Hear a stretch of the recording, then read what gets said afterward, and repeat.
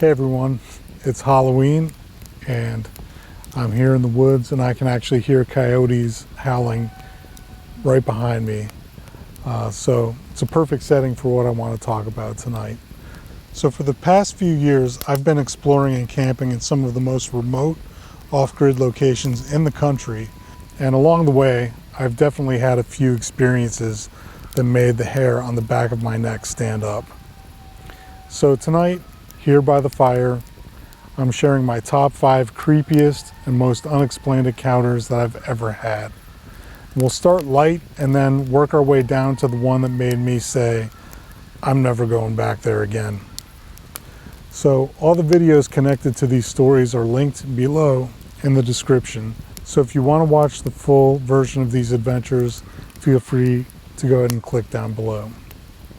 Starting with number 5. The Haunted Hollow of Michaux State Forest in Pennsylvania.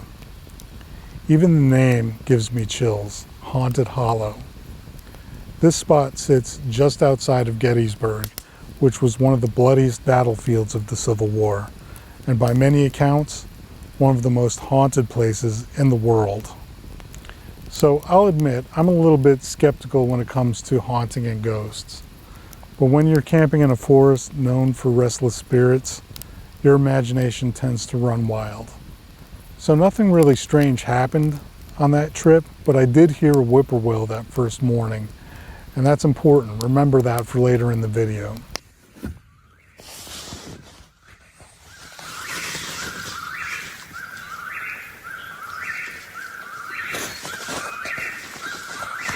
It's about 5 a.m. That bird is a whippoorwill.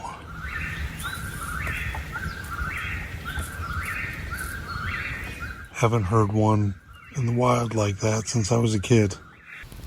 And also my Jeep refused to start for apparently no reason at all. Is that a coincidence? Maybe. But it definitely set the tone. Number 4. The Coyote at Forked Run, Ohio.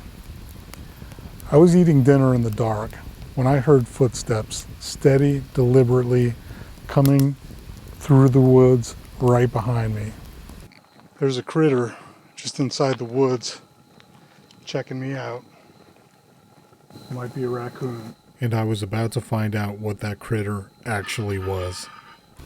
Usually I hear animals at night, deer and raccoons and even coyotes.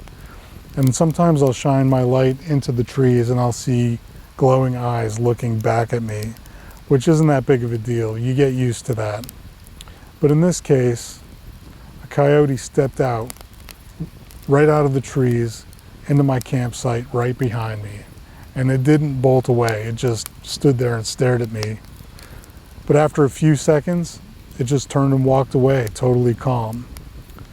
And it was that confidence and that lack of fear that really threw me off. And I was also starting to worry about juniper.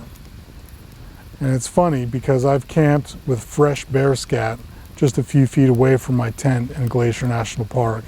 Did you guys notice the bear scat? No. Right by our camp. Is this bear scat? Yeah. And that didn't rattle me as much as this coyote did. Number 3. The Ring Mill Campground in Wayne National Forest. Juniper and I camped here deep in the woods, right across from an old stone house built in 1846, the abandoned homestead of Walter Ring. At first, it was perfect. It was remote, peaceful, and rustic. But then it hit me. It was too quiet. There was no birds, no wind, no sound of water, even though a river was running right behind us. The air just hung heavy. I gotta be honest, I'm a little creeped out right now. I don't know if it's the building or the quiet or that Juniper is just restless. Once in a while I hear strange animal noises that I've never heard before. I think they're frogs. My neighbors had left their tent and their gear behind in their campsite. No one was there. Even Juniper couldn't settle down. She was pacing around the camper all night. And then, out of the silence, a single whippoorwill called into the dark. And I don't hear whippoorwills very often.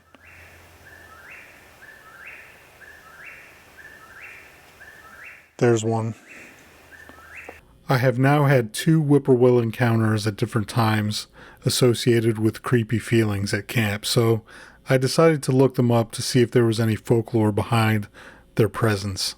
It turns out that Native American and Appalachian traditions view whippoorwills as messengers between the living and the spirit world.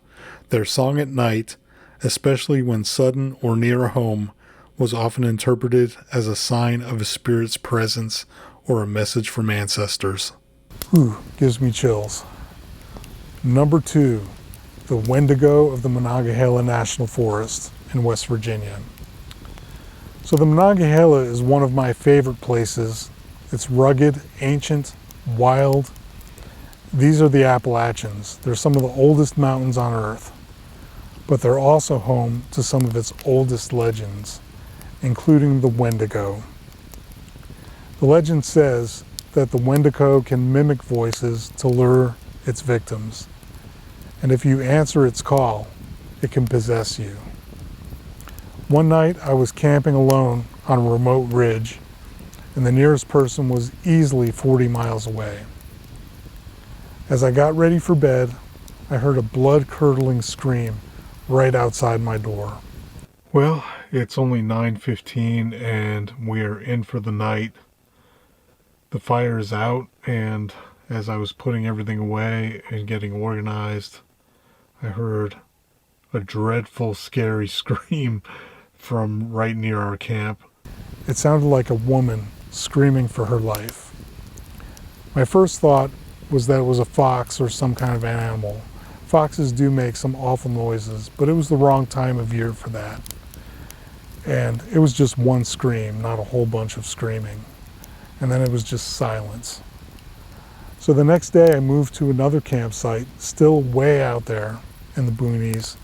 And while I was unpacking, I heard my name called, clear as day, right from out of the woods, as if it was 40 feet away from me. But when I turned around and looked around the campsite, there was nobody there. And that's when I remembered the scream from the night before, and then I remembered the legend of the Wendigo.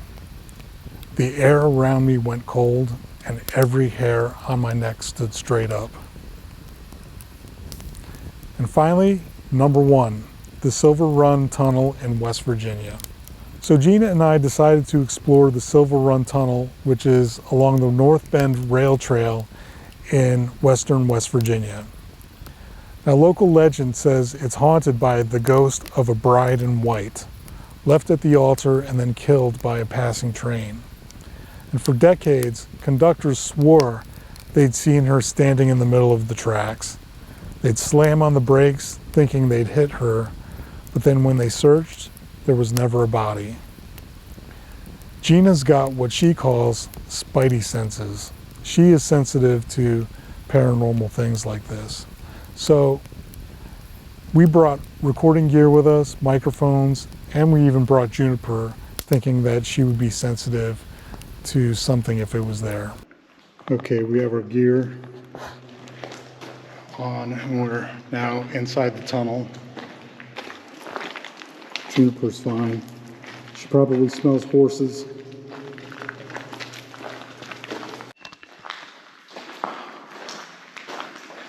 And we walked the full length of the tunnel, and there was nothing until we turned back.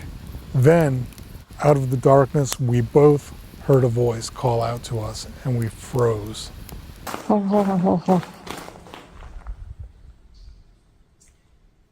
Did you just say something?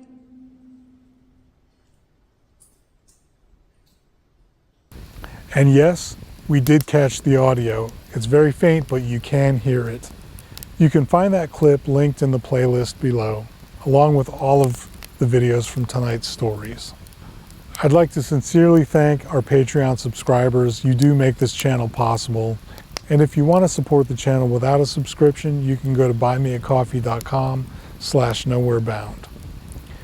Thank you for watching the video, and have a safe and spooky Halloween. I'll see you all nowhere soon, but until then, be good to each other and get outside and do some trick-or-treating. Boo!